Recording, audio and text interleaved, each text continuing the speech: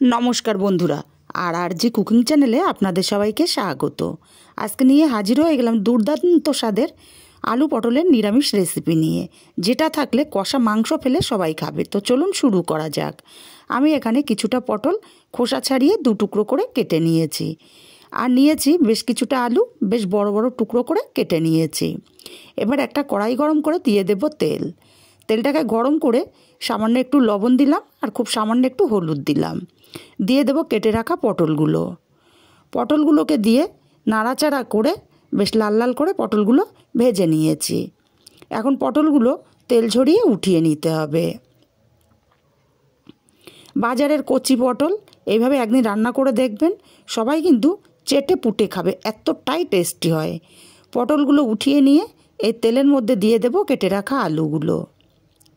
আলুগুলো দিয়ে একটু নাড়াচাড়া করে দেব। তারপরে সামান্য একটু লবণ দিয়ে আলুগুলোকে নাড়াচাড়া করে বেশ লাল লাল করে ভেজে নেব। এখানে সামান্য একটু লবণ দিলাম, আলুগুলো নাড়াচাড়া করে ঢাকা দিয়ে আলুগুলোকে ভেজে নেব। এতে করে আলুগুলো বেশ সেদ্ধ হয়ে যাবে।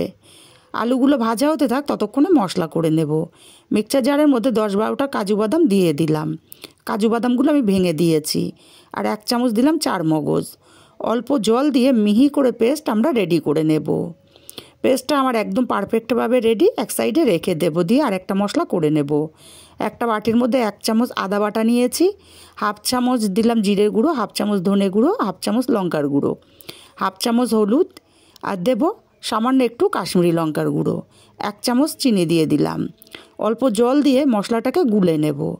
এইভাবে গুঁড়ো মশলা যদি জলে গুলে রান্না করা হয়, বাটা মশলার স্বাদ কিন্তু চলে আসে।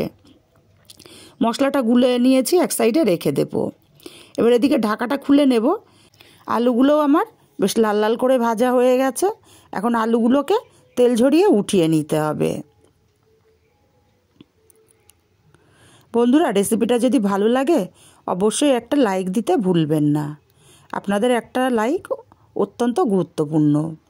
আলুগুলো উঠিয়ে নিয়ে এই তেলের মধ্যে একটা শুকনো লঙ্কা ফাটিয়ে দিলাম, একটা তেজপাতা ছিঁড়ে দিলাম, দেব কিছুটা গোটা জিরে, আর দিয়ে দেব 3টে ছোটো এলাচ আর ছোট্ট 2টো দারচিনির টুকরো। ফোড়নটাকে কয়েক সেকেন্ড ভেজে নেব। সুন্দর একটা মিষ্টি গন্ধ বেরোতে শুরু করেছে। এবার মশলার পেস্টটা দিয়ে দেব, আর বাটিটা ধুয়ে সামান্য একটু জলও দিয়ে দেব। মশলাটাকে সময় নিয়ে কষিয়ে নিতে হবে। মিনিট 2 সময় নিয়ে মশলাটাকে কষিয়ে নিয়েছি। মশলা থেকে তেলটা সম্পূর্ণ আলাদা হতে শুরু করেছে। এখন এখানে বড় সাইজের একটা টমেটো পেস্ট দিয়ে দিলাম। টমেটো পেস্টটাকে দিয়েও খুব ভালো করে কষিয়ে নেব, যাতে টমেটোর কাঁচা গন্ধ না থাকে। খুব ভালো করে কষিয়ে নিয়েছি। এখন এখানে কাজু বাদাম আর চারমগজের পেস্টটা দিয়ে দেব। গ্যাসের ফ্লেমটা লোতে রেখে অনবরত নেড়ে মশলাটাকে কষিয়ে নেব। যেহেতু কাজু বাদাম দেওয়া কড়ার নিচে লেগে যেতে পারে, তাই অনবরত নেড়ে নিতে হবে। দেখুন মশলাটা কষাতে কষাতে একদম একটা ক্রিমি ভাব চলে এসছে। এখন এখানে ভেজে রাখা পটল আর আলুটা দিয়ে দিলাম।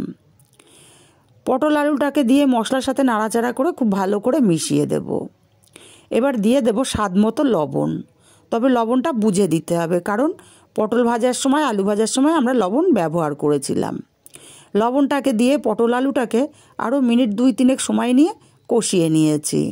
সুন্দর মতো আমার কষানো হয়ে গেছে। এখন এখানে দিয়ে দেব ফুটন্ত গরম জল। জলটাকে দিয়ে নাড়াচাড়া করে খুব ভালো করে মিশিয়ে দিতে হবে।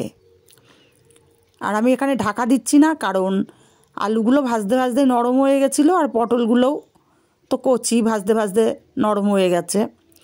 ঝোলটাকে দিয়ে 5 মিনিট ফুটিয়ে নিয়েছি। এখন নাড়াচাড়া করে দেখিয়ে দিলাম আলুটা পুরোপুরি সেদ্ধ হয়ে গেছে।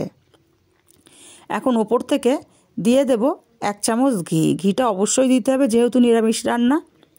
আর দেব অল্প একটু গরম মশলার গুঁড়ো।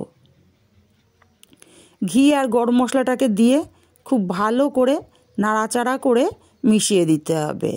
আমি এখানে শাহি গরম মশলার গুঁড়োটা ব্যবহার করেছি।